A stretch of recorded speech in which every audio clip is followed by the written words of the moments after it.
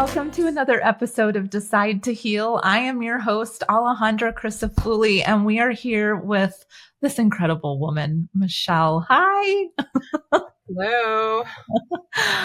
Okay, so I met Michelle kind of in somewhat of a unique situation. We were both at an event. I was speaking at that event that year, and I, after had spoken, went out into the audience and just sat down, and I happened to sit next to you.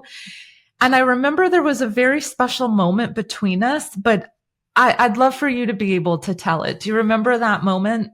Yes, I do. I don't remember what the speaker said, but something they said caused me to sigh really deeply because I've been through a lot and was still going through a lot at the time. And you just looked at me and said, that was such a beautiful sigh. And it gripped my heart, and I about lost it there, sitting there, but I was able to can get my composure and not bawl, but I did message you. And I had no idea, of course, that because I wasn't in the other classes. So I had no idea that you were one of the speakers. And I was like, oh, thank you, Jesus, for just allowing me to sit by you. So anyway, yeah, that's how we met. Yeah.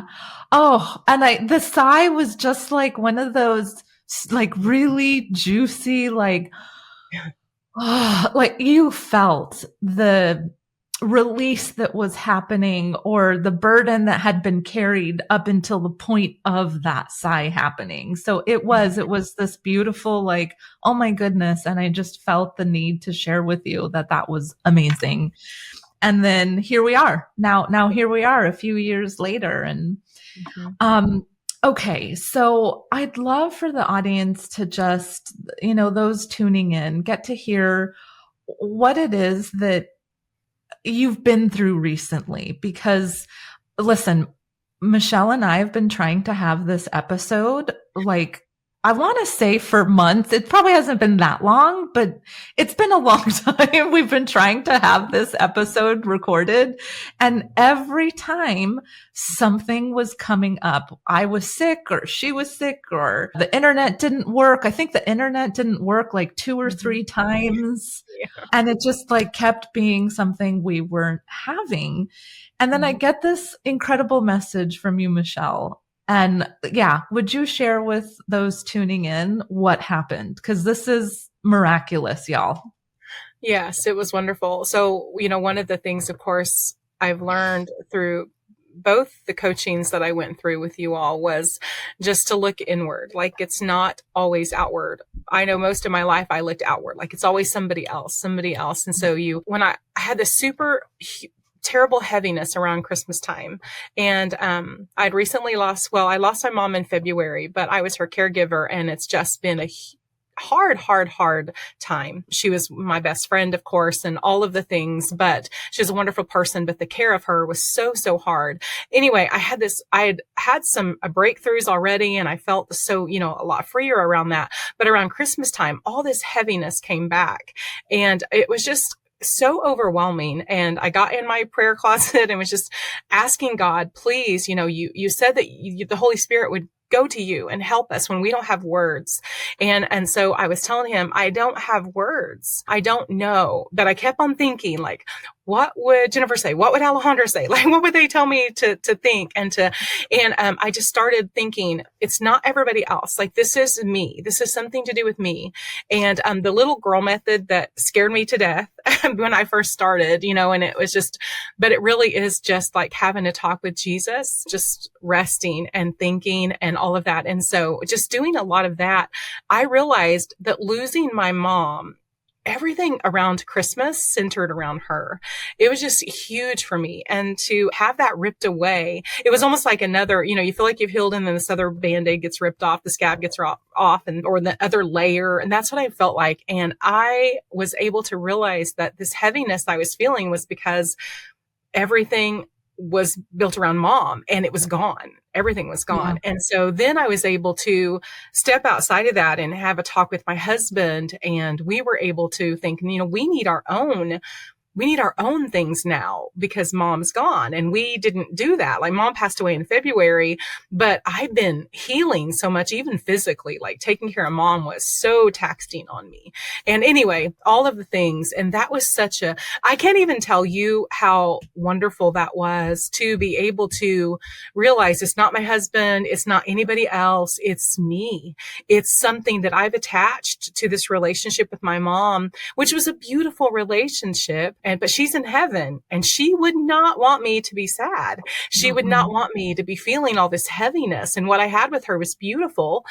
But now it's time to make more beautiful things. And that's what she would want. So I had just had that huge, huge moment. And I'm so thankful to the Lord that we weren't able to meet before because I would have been so heavy and I wouldn't have had that clarity. So I'm very, very thankful for that. So yeah, absolutely. It's like how people talk about timing is perfect. Like the timing has to be perfect or timing is everything. Like, yeah, timing isn't everything. Time is a trainer if you allow it to be. And that's what was happening. It's like this time was allowing you the opportunity to be trained, so to speak, of getting into deeper healing. And you wouldn't have had the level of breakthrough you had you not been turning the mirror around and asking yourself those questions of like, hold on, it's not this thing. It's not this person. It's not that. It's me. So what is it in me? So you had to have the right question to ask yourself during that time to be able to get to that breakthrough. And it was God's timing for us here. Mm-hmm. Yes. So what you talked about the attachment to mom. And I feel like this is something that a lot of people struggle with. So I want to get deeper into that attachment because now that attachment isn't there. It's like, right? I don't feel it there. And I'm hearing you say it's not there. So what was the attachment really about? I don't know. I guess I'll have to think about that one for a minute. I'm a people pleaser. And so I always needed her approval, and I always had it, but it was just, I had to strive. I felt like I had to strive for it. And she's not the only one, but she's the main one, that I've always been a people pleaser. I'm a recovering people pleaser, just trying to please Jesus now. But yeah, so that was my attachment to her. It was my mom had a really hard past, a lot of abuse and things like that. And she stopped that for us. She protected us and all of the things. And so, yeah, mom just had a really hard past. And so she changed our family tree with that. So I love her so much, but she had a lot of baggage around that and she worked through some of that. I'm so thankful she was able to take your course because she was able to have that freedom and clarity from it too. So she was able to step outside of herself and realize or look at herself instead of thinking about everyone else's fault, because that's what a lot of it was. She always thought it was somebody else, and one of the things like I'm responsible for my own happiness. And that's what I would tell them. I'm like, we're responsible for that. It's nobody else's job. And so anyway, so but the attachment I think was just trying to please her and trying to make her happy with me. Yes. There we go. Okay. Hold on just a second. I'm going to scroll you guys for just a second because I just want to say this. Beverly, who is your mom, is just, she was my oldest client and she was just 80.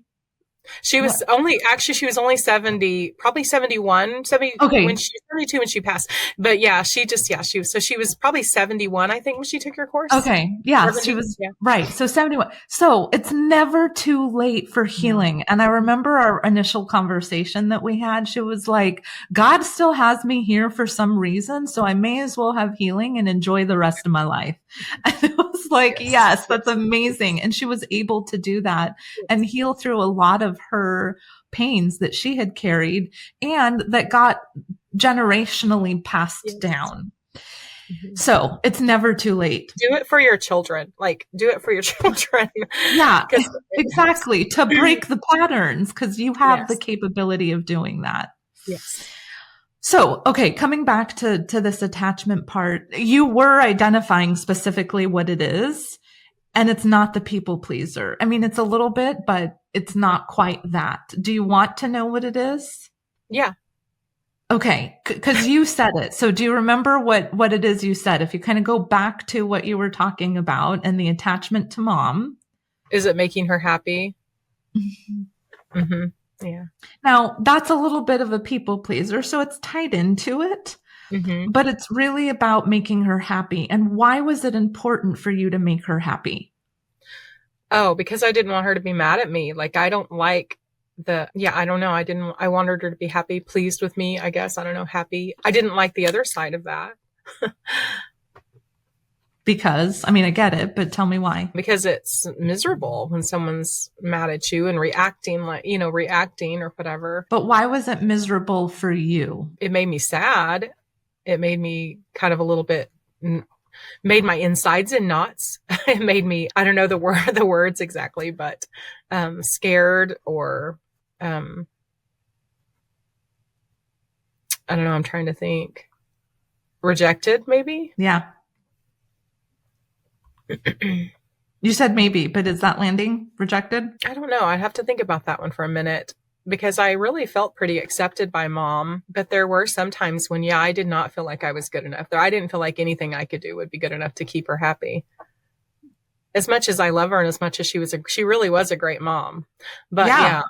yeah. There's no disqualifying that. No, This isn't no. about that. This is the thing, like for all of us, because I had something with my mom too that led to me feeling like a stupid piece of shit my whole life. Excuse my French, y'all, but that's what happened. And it's not about who mom was. It's about what we made things mean and how we embodied and became identified through those things that isn't, because then that's placing the fault on someone else, the blame Right. on someone else. And Right.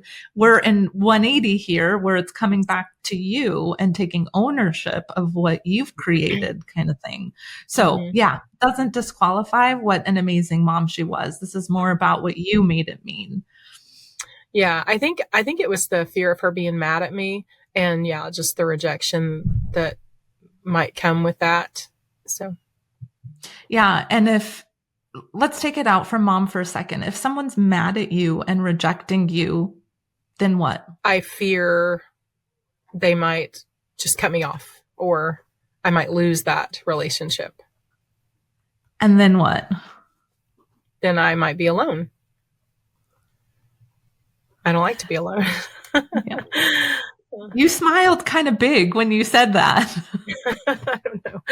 I don't know. I think because I laugh because I don't like to be alone.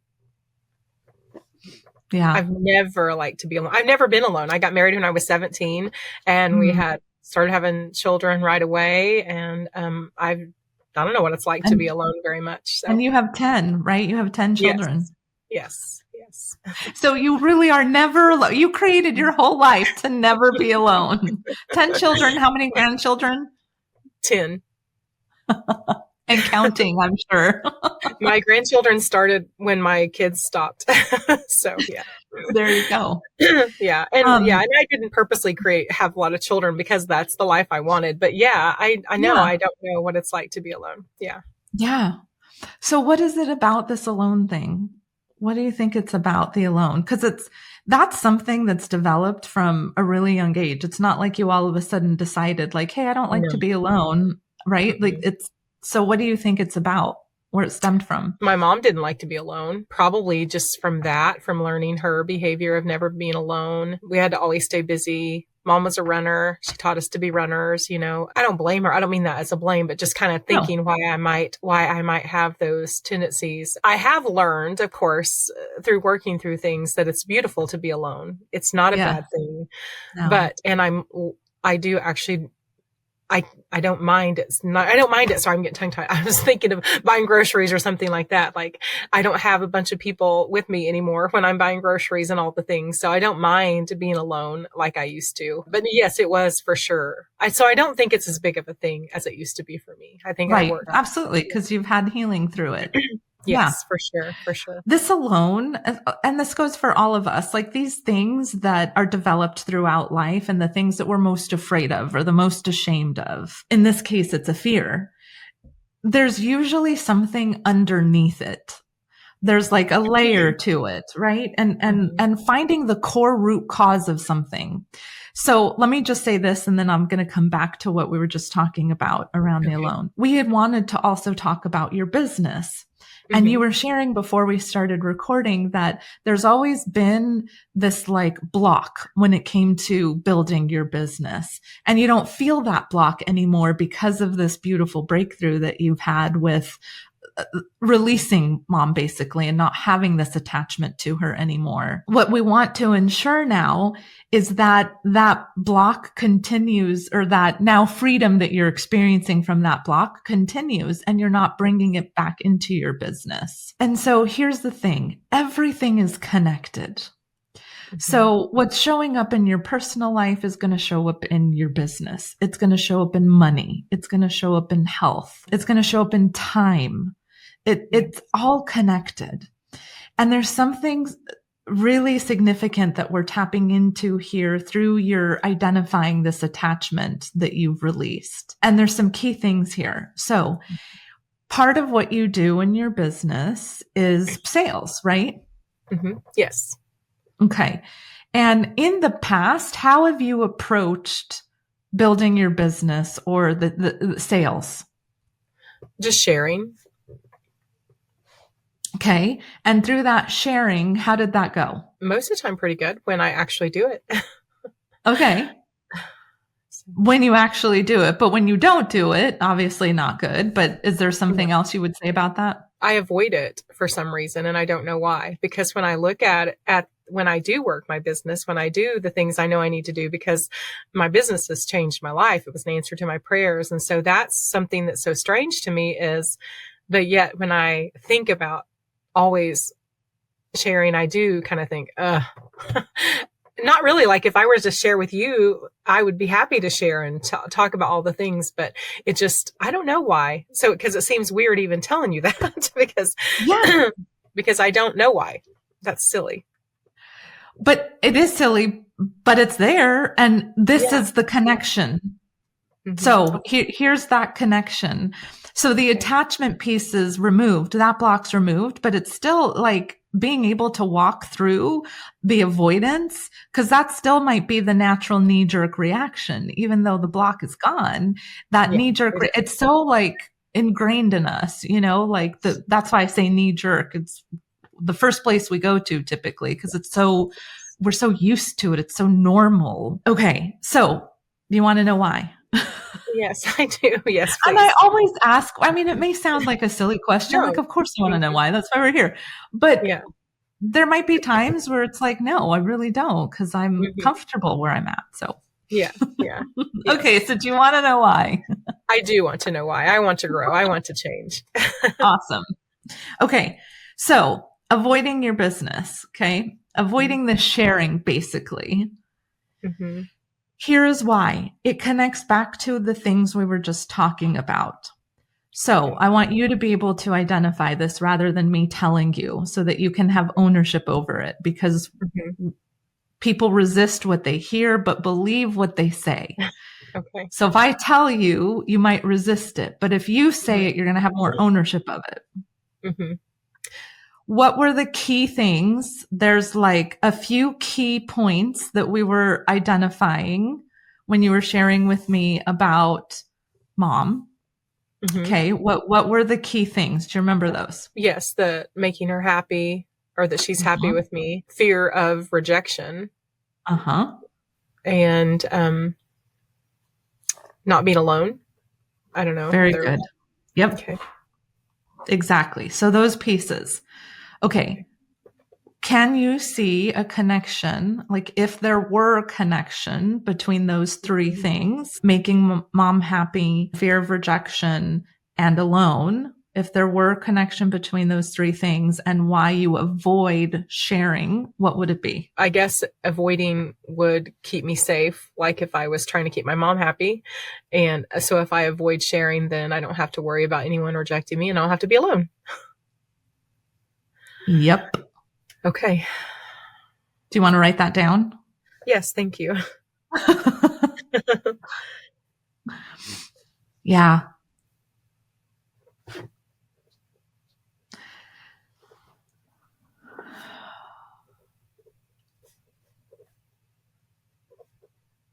That's so strange that relates to, because I would say that I didn't have a fear of rejection of others, but yet obviously I do. You do. Hmm. And it's not like, yes, the fear of rejection is the key point, but more so, like, again, we're looking for that root cause. It's more Hmm. about the alone versus the rejection, because what comes first, rejection or alone? Rejection. Yeah. And so the end result or the effect of rejection would be alone. So alone is more that core piece. Okay. And rejection is just a path to alone, basically. Okay. That's more of what the healing needs to be around, not necessarily the rejection. It's that Okay. alone piece. One more thing I'm going to say too about not only like getting to the point of sharing. So there's that one aspect of your business where you have to share in order for people to know so Hmm. that they can purchase this thing that could actually save their lives because it saved yours. But then there's not just the like, here, let me share to introduce this to you. But then there's the now the person has to choose to purchase this. And if Hmm. they're not purchasing it, here's where something else comes into play, which is one of the three things. How do you approach when someone's like, oh, I don't know, I'm not sure about it, I'll let you know? How do you typically approach that aspect? You've already shared. Now, what do you typically do? I'll think that I'm going to get back to them later, and then I won't. So most of the time, I mean, sometimes I do, but I'm terrible with follow up about that because I just, Okay. yeah. So here again, it falls back to the same thing, right? Hmm. Hmm. It's the same pattern, avoidance. Then how about when like you do get back to them? What do you end up doing? Surface talk. How are you doing? Yep. You know, um, the thing guess they say why? never to say because I'm avoiding it. Yeah. But in avoiding it, it's like you're trying to make them happy. Yeah, that's true. I do want them to be happy with me because I value what people think of me very much. I know everybody does, but yeah. Yeah.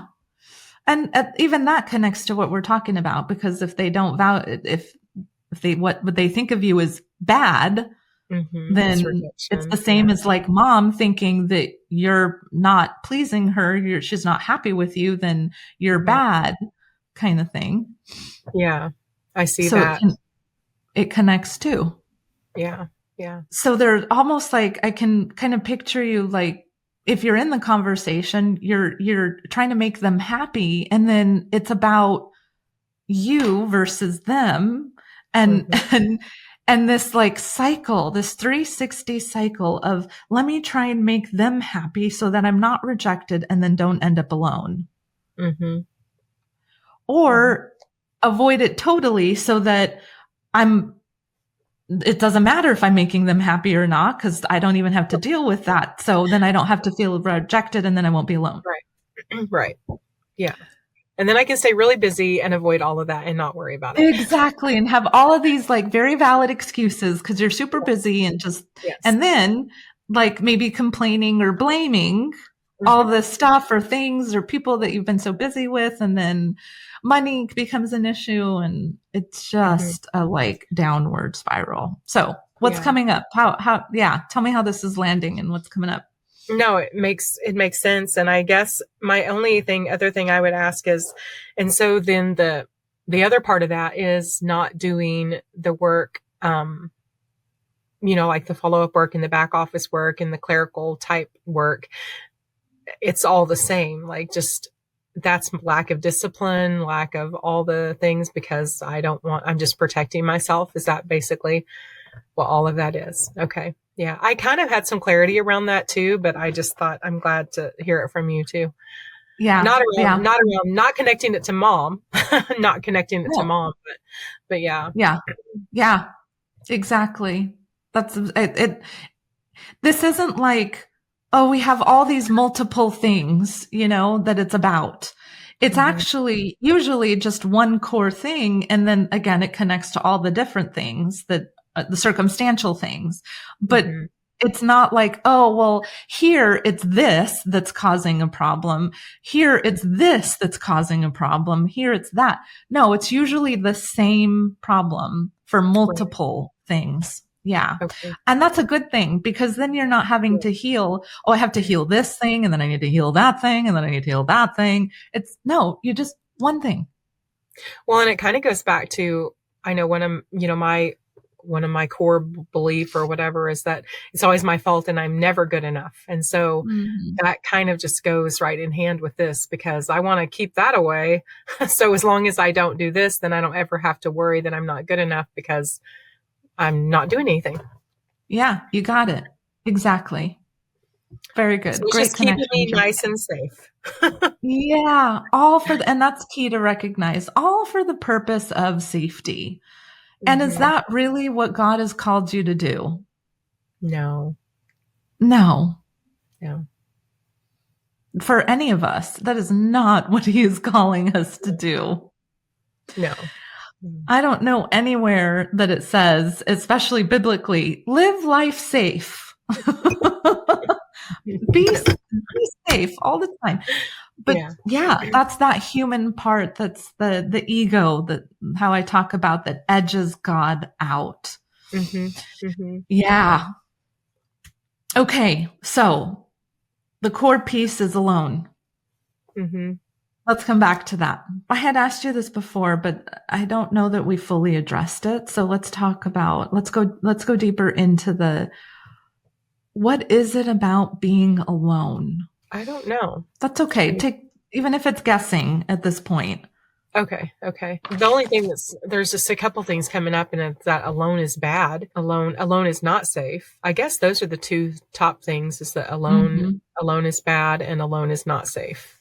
Very There's good. no one to protect you. I guess I don't know Hmm. for sure. Yeah. Just trying to Yeah. think of it. Yeah, for sure. Yeah, because even though we know there is, like that's what Jesus said, like he's, Right. he's already won. Mm-hmm. Um, but we want that, I shouldn't say but, because there is no but. It's Jesus is always the answer. Yeah. And we want that physical form. We Mm-hmm. want that. I need that present thing so that I can see it and know that it's real as to why we look for someone or something to protect Yeah. and make us safe or feel safe. I That's think that that was my human. part of my thing with mom. That was part Yes. of my clarity with mom is realizing when I did the little girl meditation was that the reason I was having such a hard time getting over her was my greatest fear as a child was losing my mom. And Mhm. so, she was always the one who was going to make everything okay and make everything, she protect, all the things. And of course, we lost dad quite a bit before that. So it all went to mom. So anyway, Mhm. so I Yeah. think I see that connection very Yeah, much. for sure. And so it's almost like your greatest fear of because you did lose her. And that's why that time period that you were in was so hard So and yeah. heavy. So, And because it was like not only the loss of mom who you love, but now the mhm, safety of mhm, that and the person that equaled protection and not being alone mhm. is gone. Right. Yeah. Yeah, for sure. Yeah, that was a very hard time. Yeah. Very. Okay, so now that we have those pieces alone, what about it? It's bad, not safe. There's no one to protect you. Where do you think you first learned about alone in this way? That alone means these things. Mom and I talked about that. I mean, of course, from her, I think just that's the way she perceived alone. She had an identical twin sister, and so she was never alone.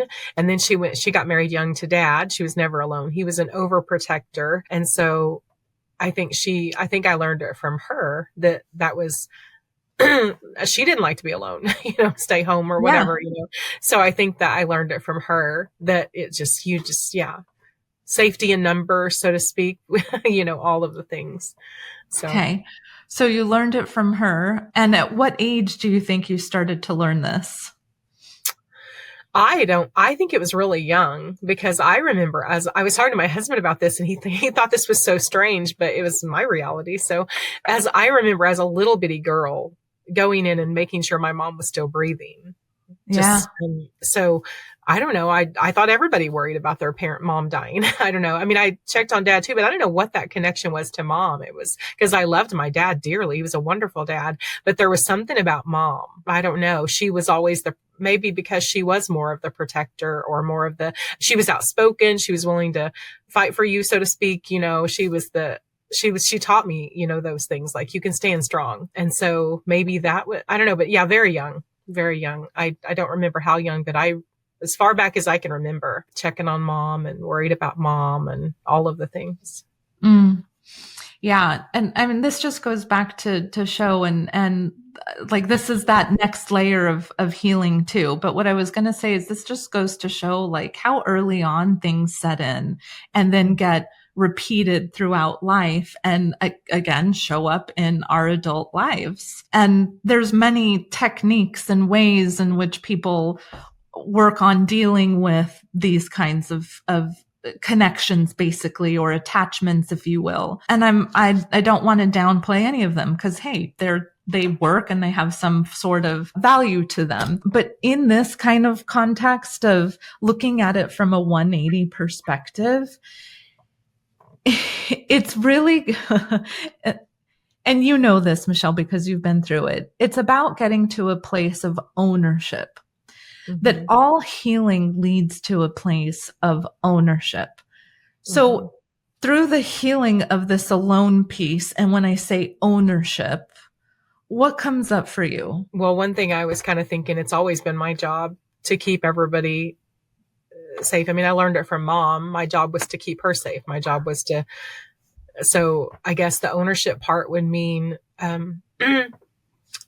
looking at it and trying to figure out what part I play in it and how to heal from it. Yeah, because if you're saying like it was always your job to keep others safe, that is that generational patterning that's been coming down the line. And what that means then is, what are you teaching your children? I know. I've tried to tell them. So yes, I know. Because I've told them, I've always thought it was my job to keep certain people in our family, mostly my mom and my grandma, the ladies of the family, happy, but even my dad and everybody. Like, I always feel like it's my job to make sure everyone's safe, everyone's happy, and everyone is fulfilled in all the things. But that was one of the things I worked through was like, but never me, like, but not me. So because it didn't matter, I didn't matter my opinion. It didn't matter my thoughts because I just wanted to make sure you were happy. And I know where I learned that. And mom did too. She told me she was sorry. So we had beautiful, beautiful You talks. did. You yes, really did. Such a gift. Such a gift. Yeah. Yeah. But let's come back to what we were saying though. So what have you told your children? Because you said, we've talked about it and I've told them. What did you tell them? I told them I was sorry and it wasn't their job. For what? For the things that I've passed down to them. Which are? Just I kind of shared with them my core beliefs and my stuff. I've shared with them a lot of and not with all of them, and especially my youngest daughter, she's 12 and I see patterns in her and I've been able to share with her, like, it's not your job to keep people happy, and you have to stop that, you have to. So I've been able to specifically share those things with them. Like I thought it was my job too, but it's not, we're all responsible for ourselves. And so I'm trying to, but with my older children, I still have to do some of that because I haven't had as many talks with them as I have the younger ones who are still at home.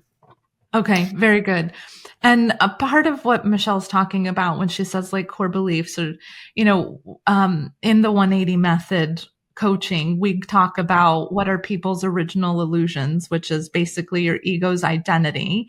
And then this core belief that you carry about yourself, not limiting beliefs. This is very, very different, full on 180 from what people traditionally talk about as limiting beliefs. So if you're curious, that's what Michelle is talking about. And it sounds like that's what you have shared with them, with the kids. Here's the Yes. one piece. And of course, you couldn't have shared this before because you didn't know it today No. until Mm-mm. today. The one piece that your job has been, yes, it's all those things that you were talking about, but really it comes back to one core thing, which is what? Not wanting to be alone. You got it. So what Mm. you've taught them and what's been passed down is to fear being alone. Mm. Okay.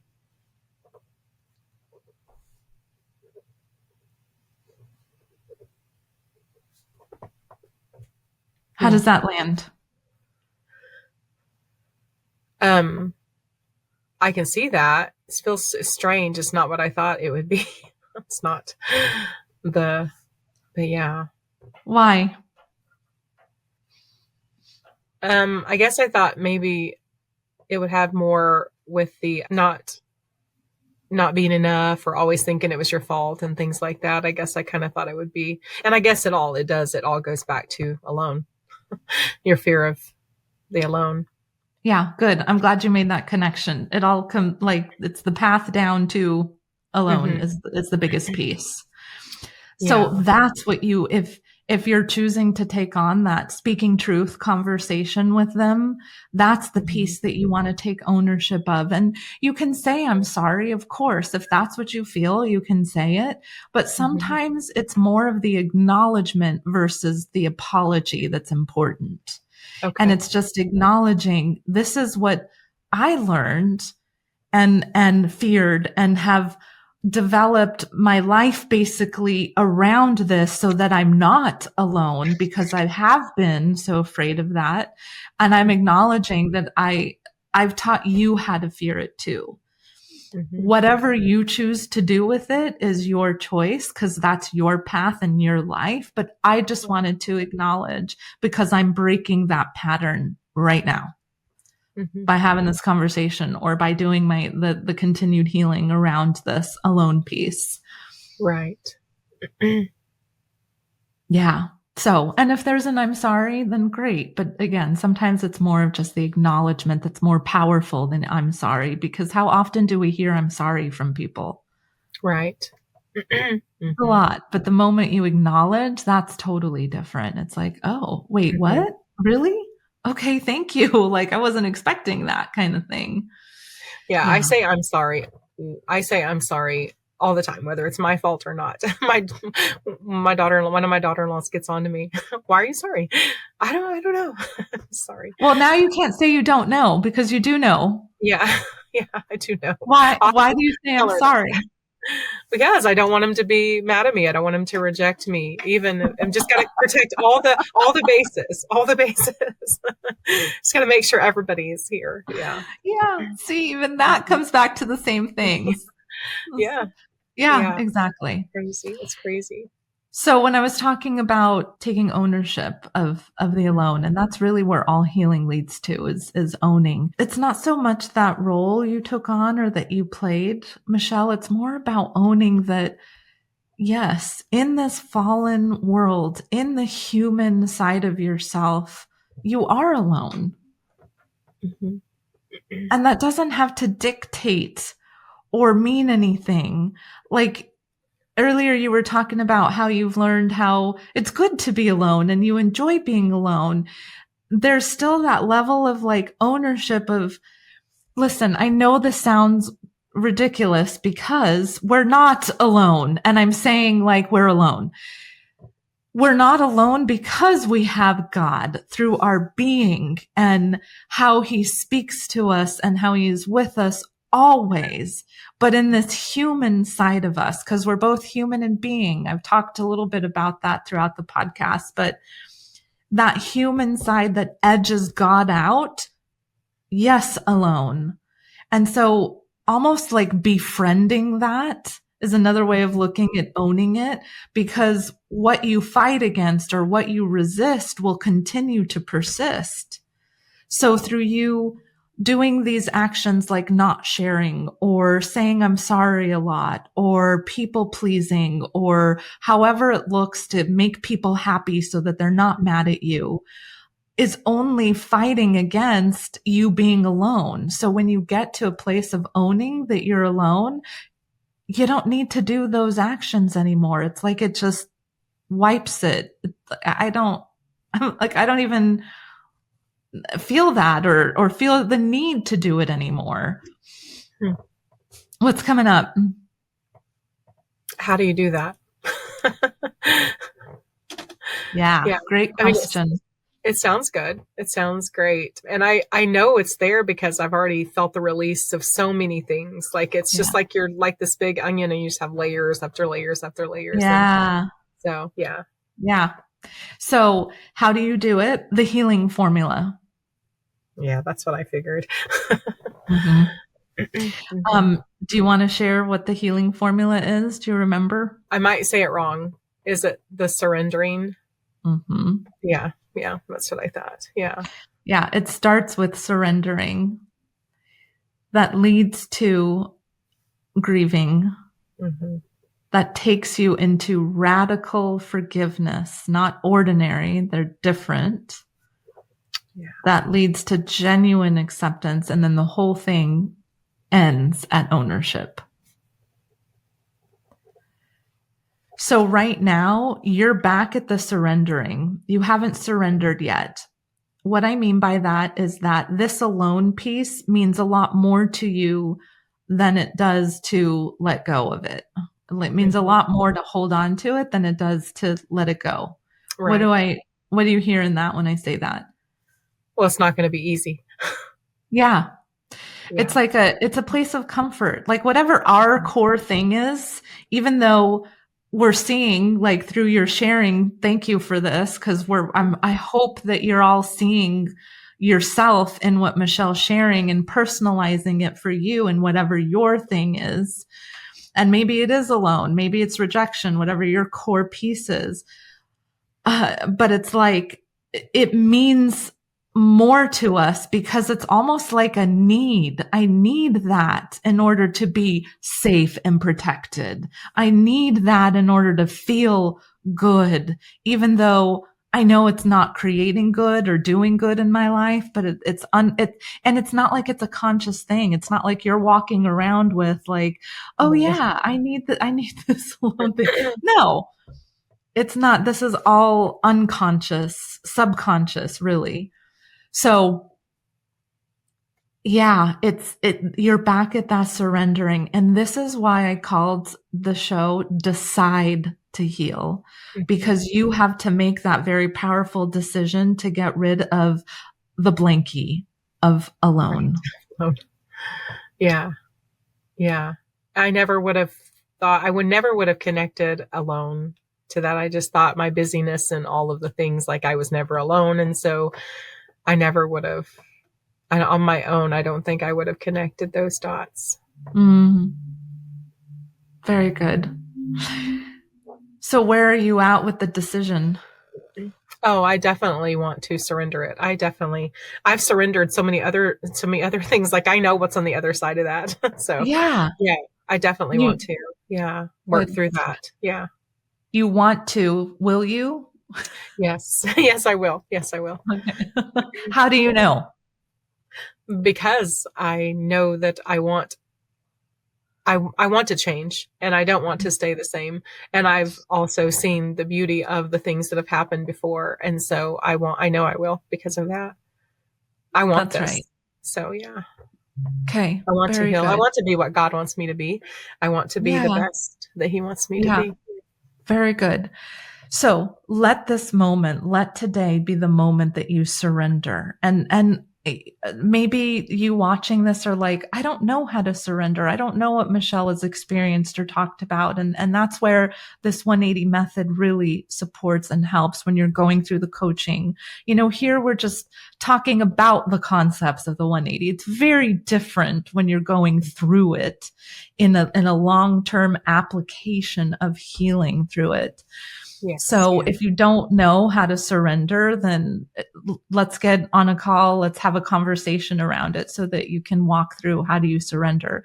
But you do know how to surrender. So let today, Michelle, let this moment, this period of time be the course that moves into this new direction, the 180 where you flip to the new direction that is more focused in on him, because you've already been focused in on him, but it's almost like he's over here. So this is how it's been, Mm-hmm. instead of like, you follow me? Yes. Your Yeah. body has been like, I'm going to stay here, but I'm turning towards him. Great. That's beautiful. But now Mm-hmm. let this be the whole self goes towards him. Yes. Yes. Yeah. And one last thing I'll say about this, and this may sound, I don't know. I don't know how it's going to sound, but you've probably heard me say this before, Michelle. Don't make yourself a liar. Right. Do you know what I mean by that? Mm-hmm. What I do I think mean so. by that? I think Tell you're me what you saying mean. don't say something and not follow through, or don't do something. You do it. If you say you're going to do it, do it. Yeah. So you've already declared, like, I've decided to surrender this alone and no longer basically use it as the comfort zone to stay busy and people pleasing and making other people happy. And because it's just you trying to protect, not owning that you're alone, and you're rejecting yourself in that anyhow. So it's like just a vicious cycle. So Yeah. you've already declared it. You've already said it. That's what it, like, don't make yourself a liar. Right. Yeah. Mm-hmm. All right, my friend, how are you feeling? I'm feeling good. Yeah, Yeah. feeling What's the good. good feeling? So I'm excited to work through this and let it go. So yeah, I'm Mm. excited for that. It kind of feels strange. It seems strange to let go of alone or surrender alone. Right. It just seems, but yeah, I'm excited to work through it. Yeah. Yeah. And it does seem strange because it's not like the thing, Yeah. but Yeah. you could almost like visualize it like, yeah, this has been my blankie that's, you Right. know, and now it's okay. I'm fully surrendering that. Mm-hmm. Yeah. Well, Yeah. I want the strength that's on the other side of that. And Oh, so yes. for sure. Yeah, for sure. I've seen And it too much. Yeah. I was going to say, you've seen it, you've experienced it before now. Now Yeah. it's this higher level that you're at. Yeah. Yeah. Yeah. All right, my friend. Well, thank you so much for being vulnerable and opening up and sharing with us. And you're just, I cannot wait to see what happens in your life, your business, all the things that you're going to be creating from this moment forward. So look Thank forward to you. seeing that and getting to hear about it. And thank you for tuning in to this episode of Decide to Heal. Remember to download and review this podcast. It really helps us to get the message out and to share more with people. So thank you all. Love you, appreciate you, and we'll see you next time at another episode of Decide to Heal.